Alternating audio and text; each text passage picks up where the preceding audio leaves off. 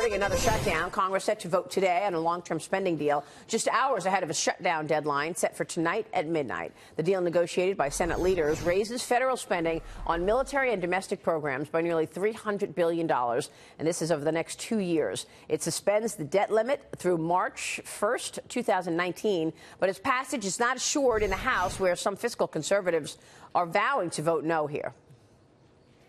This spending bill is a debt junkie's dream.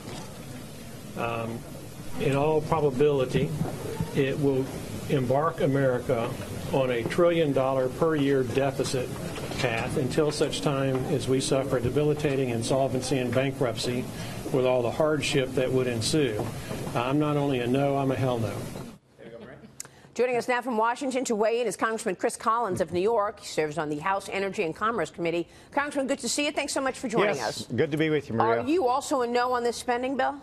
I'm actually a yes. I'm part of the more moderate faction of the Republicans, something we call the Tuesday Group. Right. For us, we're typically in some of the northern states, New York, New Jersey, Ohio, and Pennsylvania. But, we realize we've got a divided government. And in this case, my focus was on putting all of this behind us for 2 years. It's a 2-year deal, 18 and 19, and primarily getting the proper funding for defense. We've been playing games with something we call the OCO dollars. That's the off-books money for overseas, for the fights. Finally, we're recognizing we're spending that money anyway. It just wasn't technically part of the discretionary budget. We knew that we had to put the money in for disaster relief for Texas, California, Louisiana, Florida, for the hurricanes, forest fires, and floods. We've got $80 billion in for that. We were going to spend that. We've committed to it, Virgin Islands and Puerto Rico.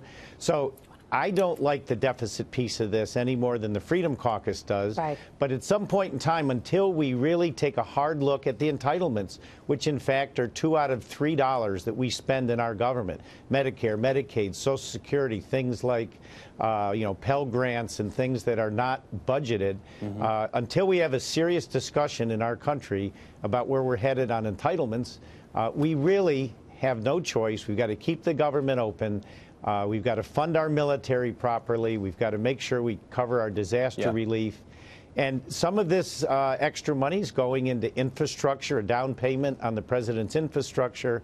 It's finally recognizing in the VA we need money for our hospitals and other facilities. Right. Money for opioid abuse. So, yes, it is more money, but I'll say I'm comfortable it's being spent in places where we need it.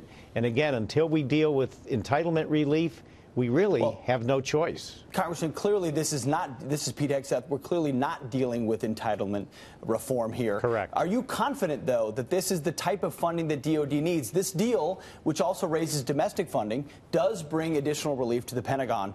In talking to leaders there in the Defense Department, do you believe this will fully fund the shortfalls that department has in light of the trade-off we face with our debt and deficit?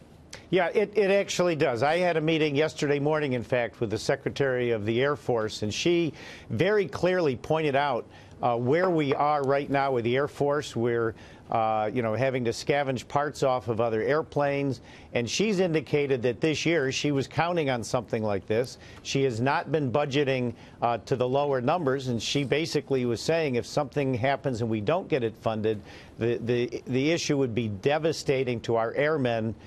They wouldn't be flying planes and training. So, no, our military took a big hit over 8 years of Obama. We've got to recognize we're fighting on many fronts. We've got adversaries like Iran and Russia and certainly North Korea.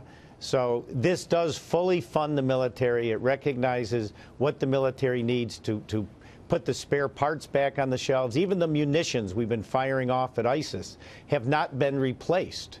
But I don't think that's up for debate, Congressman. This is Dagan McDowell. I want to ask you, I know that some House Republicans last year proposed, they're called budget reconciliation instructions that would have cut entitlement growth just to 5.6% from 5.7%, but that was $200 billion over a decade that would have paid for this defense spending increase, but many of the House Republicans opposed it. Were you part of the Republican members who wanted to propose at least slowing the growth of entitlements?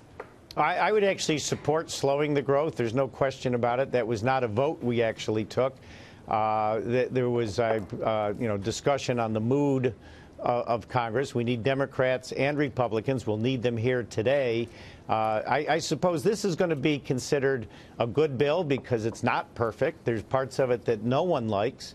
But there's enough in it that we're going to get Democrat votes to offset some, like our Freedom Caucus, who are likely not to vote for it. I think that's an indication of compromise. And you know what? America wants to see some level of compromise in Washington. And I think that's what you're going to see today. And I think it's going to be great the next couple of years, with our tax reform and this behind us. The markets don't have to worry about another shutdown or worried about defaulting on our nation's debt. Finally, Puerto Rico, the Virgin Islands, et cetera, they're going to get the funds to be rebuilt. These dollars are necessary, and the downside is the deficit, the hit that's going to come on our debt, and the need to look in the mirror and say someday we've got to deal with entitlement reform. It may not be today. I'm saying it's going to be in Trump's second term. The market's going to wind up telling you all, because you're going to see one of these days you're going to wake up and there's going to be a massive spike in borrowing costs for the United States. And I would argue that investors and people who loan the federal government money are already trying to tell you that. And then you come up with this, which increases spending over $300 billion over just 2 years. By the way, this is the new baseline, which is what the audio that we played earlier. This is the new baseline that Congress will be working from. So $1.5 trillion added to the deficit on top of the $1 trillion from the tax reform. But largely because of the additional non-discretionary spending. And it's defense and non-discretionary. It's But what's the answer for defense? I mean, you've got to spend the money there. Right, but then we threw, as a sweetener to the Democrats, the Republicans threw in this $131 billion in domestic spending. Exactly.